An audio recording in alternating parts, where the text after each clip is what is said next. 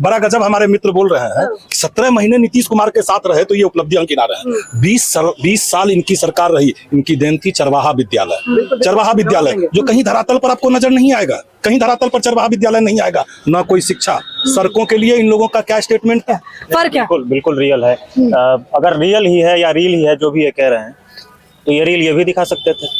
इन्होंने ऐसी योजना पूर्व में ही क्यों नहीं लिया है कि नीतीश कुमार को अब 2025 में लाना? विद्यालय गिनाई है। सीधी सी बात है कि जिस नौकरी की ये चर्चा करते हैं, मैं कह दूं कि माल महाराज का मिर्जा खेले होली।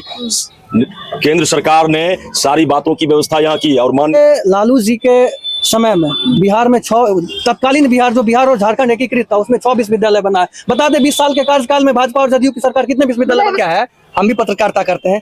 जो विपक्ष के लोग होते हैं, जब कुर्सी खाली हो जाती है या फिर आदमी जो लोग आते हैं उनके जाने से पहले कुछ फोटोज कुछ वीडियोज बना लेते हैं, वो बार बार लोग प्रसारित करते हैं, लोगों को नीचे दिखाने के प्रयास में विपक्षी का ये प्रयास रहता है। लेकिन ऐसा नहीं है कुर्सी किसी का खाली रह जाए भरा जाए उससे कोई मतलब नहीं है। लोग मतदाता है, मतदाता सब समझते हैं। नमस्कार, मैं ज्योति यादव और आप देख रहे हैं हिंद समाचार। बिहार में एक विधानसभा से लेकर दूसरी विधानसभा पर हम लगातार दौरा कर रहे हैं और ये टटोलने निकले हैं कि आखिरकार जमीनी समीकरण क्या कुछ कहता है। यहाँ पर वैसे बतौर जनता तो काफी सारे लोग मौजूद हैं, लेकिन मैंने एक पत्रकार को भी बुला लिया है। हालांकि मेरा इनका इतना परिचय नहीं है, लेकिन फिर भी मुझे लगा कि बातचीत कर ही लेनी चाहिए, क्योंकि जो लंबे अरसे से बिहार में रह रहे हैं, नब्ज समझ रहे हैं और जो जान रहे हैं कि आखिरकार बिहार की जनता क्या चाहती है। सबसे पहले मैं चाहूंगी कि आपका समीकरण बिहार को लेकर क्या कुछ कहता है बतौर पत्रकार? बिहार को लेकर जिस तरह से लग रहा है इस बार माहौल टाइट रहेगा, पूर्व की अपेक्षा जिस तरह से रहा करता था चुनाव में, इस बार थोड़ा सा कहीं भी कंटेस्ट लग रहा है चुनाव में जी। अच्छा, दोनों ही पार्टियां दमखम देख रहे हैं हम। बेगूसराय में भी पीएम मोदी आते हैं तो एक पक्ष ये बताता है कि कुर्सियां खाली थी, तो मेन स्ट्रीम चैनल कहता है कि खचाखच भरा हुआ। तो वो बतौर पत्रकार आप कैसे देखते हैं? देखिए वो सब आप तो रहे हैं। देखिए वो सब होता क्या है, हम भी पत्रकारिता करते हैं। जो विपक्ष के लोग होते हैं, जब कुर्सी खाली हो जाती है या फिर आदमी जो लोग आते हैं उनके जाने से पहले कुछ फोटोज कुछ वीडियोज बना लेते हैं, वो बार बार लोग प्रसारित करते हैं, लोगों को नीचे दिखाने के प्रयास में विपक्षी का ये प्रयास रहता है। लेकिन ऐसा नहीं है कुर्सी किसी का खाली रह जाए भरा जाए उससे कोई मतलब नहीं है। लोग मतदाता है, मतदाता सब समझते हैं। अच्छा, इंडिया वर्सेस एनडीए या फिर कोई और दल भी बाजी मारेगा, क्या लगता है? नहीं, ऐसा कोई नहीं है। एक तरफ लहर देखने को मिल रही है क्या? आप इतने महीनों से कवर कर रहे हैं, क्या कुछ पता चल रहा है आपको? एक तरफा लड़ाई नहीं है। एक तरफा नहीं है। चलिए, ये एक समीकरण साझा किया। आप कैसे देख रहे हैं? नाम के साथ में सभी लोगों से चाहूंगी कि वो लोग अपना नाम भी। मेरा नाम विकास सिंघानिया है और यहाँ पे जिस तरीके से जन स्वराज एक हवा बनाया था उसकी हवा तो फुस हो गई है। और बिहार में वापस फिर से एनडीए की सरकार बन रही है और काफी अच्छे तरीके से सरकार बन रही है। यहाँ पे कोई मुकाबला ही नहीं दिख रहा है। अच्छा, दलित वोट बैंक की जब हम बात करते हैं तो हम दरकिनार नहीं कर सकते उसे कि अच्छा खासा वोट बैंक भी है बिहार में और ये भी निर्धारित करता है कि कौन सी पार्टी जीतेगी। तो क्या देख रहे हैं, दलित वोट बैंक किधर चल रहा है? मेरा नाम कमल किशोर झा हुआ और दलित जो समाज है वो सारे के सारे एनडीए के साथ हैं। और वो इसलिए कि लगातार आपको मैं याद दिलाऊं कि जब राम मंदिर की बात चली थी तो वहां पे कई मजदूर लोग भी काम किए थे और आदरणीय मोदी जी सबसे पहले उनके पैर को धोए थे। तो ये दिखाता है कि एनडीए नीचे तक के जो लोग हैं वहां तक पहुंच के उनके बारे में सोचता है। लेकिन लोग सवाल कर रहे हैं कि केंद्र सरकार में, बीजेपी सरकार में तो यहाँ सीजीआई भी सुरक्षित नहीं है। सीजीआई पर भी जूता कांड हो जाता है। बताइए, सीधा जूता मारा जा रहा है सीजीआई क्योंकि वो दलित है। हम लोग जिस चीज को देख रहे हैं उसको इस मुद्दा से जोड़ना हमें लगता है कि अन्याय होगा। एक बात तय है कि सरकार लगातार जितनी भी योजनाएं दे रही हैं, चाहे वो अनाज का हो, स्वास्थ्य का हो, शिक्षा का हो, ये सारी योजनाएं सरकार वहां तक उन लोगों के लिए विशेष रूप से उनके पास पहुंचाने का काम करती है और सीधा उनसे मिलने का प्रयास करता है और जोड़ने का भी प्रयास करता है। दलितों को वो जोड़ने का भी प्रयास करता है, वो कह रहे हैं, और खुश भी रखने का काम कर रहे हैं। कैसे देख रहे हैं? नहीं, दलित को जोड़ने और खुश रखने की बात है तो ये हवा हवाई है इनकी बातें। हाँ, मतलब एनडीए की। बिल्कुल, एनडीए के सरकार में कौन खुशहाल है? ना दलित खुशहाल है, ना छात्र खुशहाल है, ना नौजवान खुशहाल है, ना किसान खुशहाल है। इनके लिए कौन सी योजना लाई और कौन खुशहाल है? 10,000 महिलाओं को मिले, कह रहे हैं महिलाएं तो गदगद हो चली हैं। हाँ बिल्कुल, महिलाएं गदगद हो चली और उनके साथ ये टर्म कंडीशन भी रख दिया गया है कि ये जो है इसके बाद सूद समेत वापस भी लिया जाएगा। सरकार ये भी कह रही है और उसके बाद सरकार ये भी कह रही है मैं ये कहना चाह रहा हूँ कि सरकार कह रही थी कि 10,000 महिलाओं को दिया उनके स्वावलंबन के लिए, तो ये योजना पूर्व में लाई जा सकती थी। चुनाव के समय इन वक्त पे क्यों ये रबड़ी की जरूरत पड़ी? जब लगा नीतीश जी क्योंकि अब हमारी जो जनाधार खिसक चुका है, हम एकदम बैकफुट पे चले गए, तो ये महिलाओं को खुश करने के नाम पे 10,000 दे रहे हैं। तो ये 10,000 जो है वो तो फिर ऋण के रूप में दिया गया, तो वापस करना है फिर। तो आप कह रहे हैं रील है, कह रहे हैं रील है, रियल नहीं है, फर्क है? बिल्कुल बिल्कुल रियल है। अगर रियल ही है या रील ही है जो भी ये कह रहे हैं, तो ये रील ये भी दिखा सकते थे।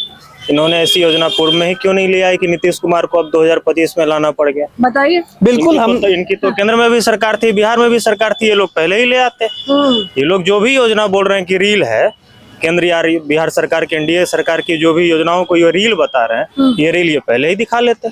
क्या आवश्यकता? आपसे हुआ नहीं, कह रहे कुछ सपरा नहीं आपसे? मैंने हमारी जो सरकार थी अभी नीतीश कुमार जी के साथ 17 महीने साथ रही, और 17 महीने की जो सरकार थी उसमें देखिए 3.5 लाख नौकरी शिक्षक की, शिक्षकों की गांधी मैदान में पहली बार हुआ है ऐसा देश में कि गांधी मैदान में लोगों को जहाँ रैली होती थी वहाँ नौकरी बटी है।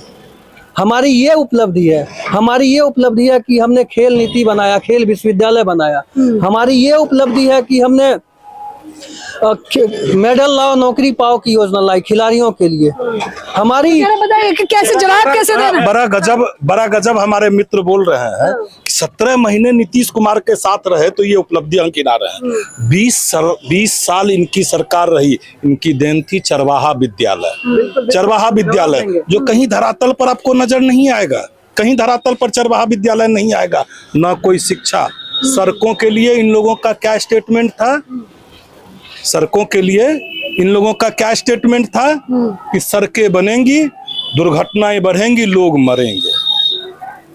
ये इन लोग का स्टेटमेंट। बताइए क्या आलम कर रहे हैं, कह रहे हैं क्या बात कर रहे हैं आप लोग? नहीं, ये जो कह रहे हैं कि चरवाहा विद्यालय, उस चरवाहा विद्यालय पे जर्मनी और रूस के स्कॉलर आए थे यहाँ रिसर्च करने। चरवाहा विद्यालय का है क्या कॉन्सेप्ट? हमारे लालू जी के समय में बिहार में तत्कालीन बिहार जो बिहार और झारखंड एकीकृत था उसमें 6 विश्वविद्यालय बनाए। बता दे 20 साल के कार्यकाल में भाजपा और जदयू की सरकार कितने विश्वविद्यालय गिनाई है? सीधी सी बात है कि जिस नौकरी की ये चर्चा करते हैं, मैं कह दूं कि माल महाराज का मिर्जा खेले होली। केंद्र सरकार ने सारी बातों की व्यवस्था यहाँ की है और माननीय नीतीश कुमार जी ने वो शिक्षक की बहाली की योजनाएं निकाली। आज अगर आप देखें बिहार में तो विकास पुरुष हैं नीतीश कुमार जी। कोई ऐसा समुदाय नहीं बचा जिनके लिए उन्होंने काम नहीं किया। चेहरा नहीं घोषित करा जाए, ये भी देख रहे होंगे इंडिया गठबंधन चेहरा साफ कर रहा है। 2025 से 30 फिर से नीतीश, हम लोग तो नीतीश कुमार जी के नेतृत्व में है और काम भी हो रहा है। चेहरा तय है। मैम ये लोग हम पर आरोप लगा रहे हैं। इन लोगों से एक बड़ा सवाल कि जिस मुस्लिम मतदाता को ये लोग माय समीकरण के साथ जोड़ रहे हैं, माय, ठीक है, उस मुस्लिम मतदाताओं के साथ इन लोगों ने क्या किया, उनको क्या दिया? हिस्सेदारी दीजिए, बस बातें ही बातें करेंगे। क्यों हिस्सेदारी? आज देखिए टिकट के बंटवारे में उनको बराबर का हक मिला है, जितना टिकट उनके आबादी के हिसाब से उनको टिकट मिला है। आज कारी शोएब जैसे लोग हमारे सांसद हैं, ये कह रहे बड़े पद पे भेजिए हमें। बिल्कुल, राज्यसभा में हमारे मुस्लिम सांसद हैं कि नहीं? राज्यसभा में हमारे मुस्लिम सांसद हैं या नहीं? आप बताइए। अगर हमारे 6 राज्यसभा सांसद हो तो उसमें हमने एक मुस्लिम सांसद को रखा है। हमारे पार्टी का जो शीर्ष नेतृत्व है उसके राष्ट्रीय उपाध्यक्ष हमारे मुस्लिम हैं कि नहीं? हमने जहां भी है हमने उनको बराबर का हिस्सेदारी दिया है। हमारी पार्टी A to Z की पार्टी है और हमने एनडीए, हमारी जो सरकार है, हमारी जो पार्टी है A to Z की पार्टी है। उन्होंने जगदानंद सिंह जैसे बड़ी हस्ती को, मनोज झा जैसे विद्वान को जगह दिया है अपने पार्टी में, और पत्थर तोड़ने वाली भगवतिया देवी को सांसद बनाया है। मुन्नी रजक कपड़ा धोने वाली महिला को वो अपना MLC विधायक बनाया है। बकरी जैसे सुदूर देहात से उपेंद्र पासवान जैसे गरीब को विधायक बनाया है। बरौनी जंक्शन पे चाय बेचने वाले उत्तम यादव को विधायक बनाया है। अच्छा बताइए, आपका भी मैं वेट कर रही थी, माफी चाहूंगी कि सभी लोग बोलने लगे। क्या नाम है आपका? जी मेरा नाम राजेश कुमार है। राजेश कुमार जी बताइए, आपका समीकरण क्या कुछ कह रहा है?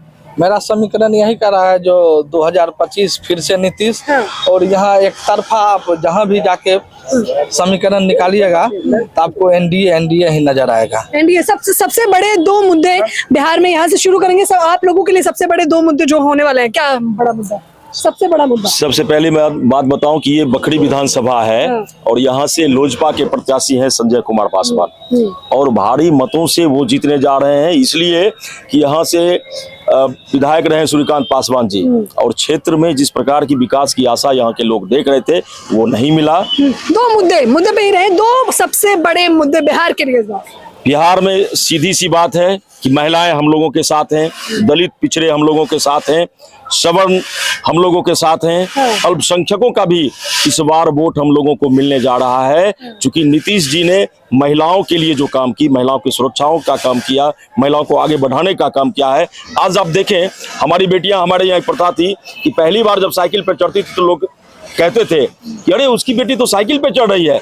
आज हमारे यहाँ की बेटियां हवाई जहाज भी उड़ाती हैं। यह देन है माननीय नीतीश कुमार जी का और नरेंद्र मोदी जी का। दो मुद्दे बस जानने हैं मुझे।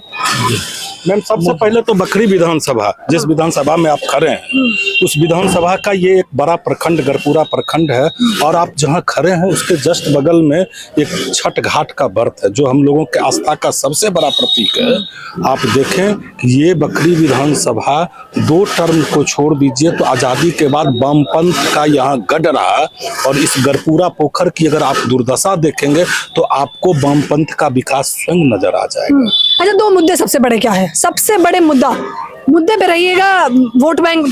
मुद्दा तो यह है कि बिहार में एक महाजनी व्यवस्था थी। ग्रामीण महिलाएं और ग्रामीण पुरुष काफी असुरक्षित थे और समय पर उन लोगों का कुछ भी काम नहीं हो पाता था। आज हमारा महत्वपूर्ण मुद्दा है, हमने स्वास्थ्य व्यवस्था में सुधार किया है। हाँ, 2 ही बताइएगा। स्वास्थ्य व्यवस्था में सुधार किया है हमने, जो है सो महिलाओं को सम्मान और उनको ये स्वयं सहायता समूह से जोड़कर आर्थिक सबल बनाया। महिलाओं का और स्वास्थ्य का हमारे बखरी के लिए 2 मुद्दे ये हैं, मिट्टी और मानुष। मिट्टी से हमारा आशय ये है कि हम वामपंथ को भगाएंगे और अपने राष्ट्र और अपने देश की मिट्टी को सुरक्षित करेंगे, वामपंथी हाथों में नहीं जाने देंगे। और मानुष से ये है कि हम लोग सब एक साथ हैं, हम लोग एक साथ रहेंगे। हम लोगों के जो नेता हैं, चाहे वो केंद्र के नेता हों, बिहार के नेता हों, वो सर्वजन हिताय की बात करते हैं तो हम लोग सर्वजन हिताय के साथ हैं। तो सटीक मुद्दा बता दिए इन्होंने, आप बताइए 2 मुद्दे। बिल्कुल, बखरी के लिए सटीक मुद्दे हैं कि यहाँ का जो क्षेत्र है, अत्यधिक क्षेत्र जल प्लावित है और हमारे माननीय विधायक सूर्यकांत पासवान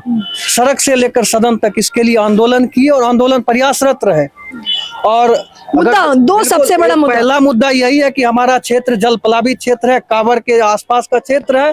आप मूसेपुर से शुरू करेंगे और मझौल के आसपास तक का जो क्षेत्र है वो बिल्कुल जल प्लावित क्षेत्र है, आधा जो है वो डूब जाता है बरसात के दिनों में। तो हमारा मुद्दा है कि हमारी अगर सरकार बनती है तो जल निकासी पे काम होगा।